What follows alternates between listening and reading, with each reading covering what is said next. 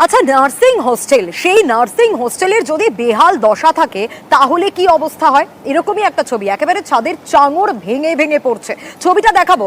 এই যে ছবিটা আপনারা দেখছেন, এই ছবিটা কালনা হাসপাতালের নার্সিং হোস্টেলে সাপের উপদ্রবের আতঙ্ক, এরকমটাও অভিযোগ উঠে আসছে। ছবিটা দেখেই বুঝতে পারছেন, কোনোভাবেই বোঝার উপায় নেই যে এটা কোনো নার্সিং হোস্টেল হতে পারে, এটা কোনো থাকার জায়গা। নবকুমার রয়েছেন আমাদের সঙ্গে, আরো বিস্তারিত নবকুমার জানাতে পারবে। নবকুমার, একাধিক অভিযোগ, এই জায়গাটা দেখেই বোঝা যাচ্ছে মানে এখানে মানুষ কিভাবে থাকবে? সাপের উপদ্রব, ছাদের চাঙড় ভেঙে ভেঙে পড়ছে, স্বাভাবিক অভিযোগ আসাটা। সেখানকার যারা পড়ুয়ারা রয়েছেন, যারা থাকেন, তারাই বা কি বলছেন, কর্তৃপক্ষ কি বলছেন, কবে ঠিক হবে এই গোটা বিষয়টা? দেখো সোনিয়া, কালনা হসপিটালে বেশ কিছুদিন ধরেই নিরাপত্তাহীনতায় ভুগছে নার্সিং স্টাফেরা। তারা বারবার তারা জানিয়ে রেখেছে যে তাদের একটা ক্লকসেবল গেট নিরাপত্তার জন্য দরকার, এবং তাদের নার্সিং যে স্টাফেরা তাদের কাজের জায়গাতে তাদের অন্তত একটা ড্রেস চেঞ্জ করবার জায়গা, এবং সঙ্গে তারা চাইছে তাদের একটা বাথরুম অ্যাটাচ হলে তাদের ভালো হয়।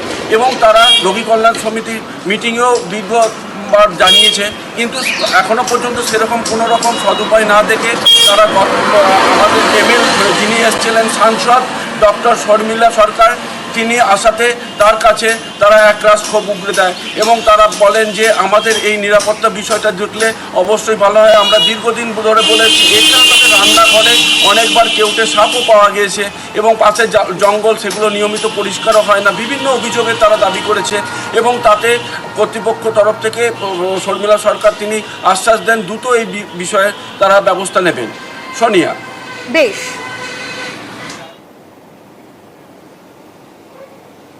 যতটা কাজ করা সম্ভব সেগুলো কিন্তু চলছে। তার সাথে সাপুড়েদেরকেও ডেকে সেগুলো যদি উদ্ধার করতে পারে সেগুলো বন দপ্তরে দিয়ে দেওয়া, সেই ব্যবস্থাটা করারও ব্যবস্থা করা হচ্ছে। সিস্টারদের থাকার ব্যবস্থাটা আগেও কথা হয়েছে, হয়তো আগে করে ওঠা হয়নি। ওনাদের ওই ব্যাপারটা আমি দেখবো। হস্টেলটা আছে সেটার অবস্থা খারাপ হলো, সেটা রেনোভেশনের জন্য, সিসিটিভির জন্য আমাকে বলেছেন, সেটাও আমি দেখছি।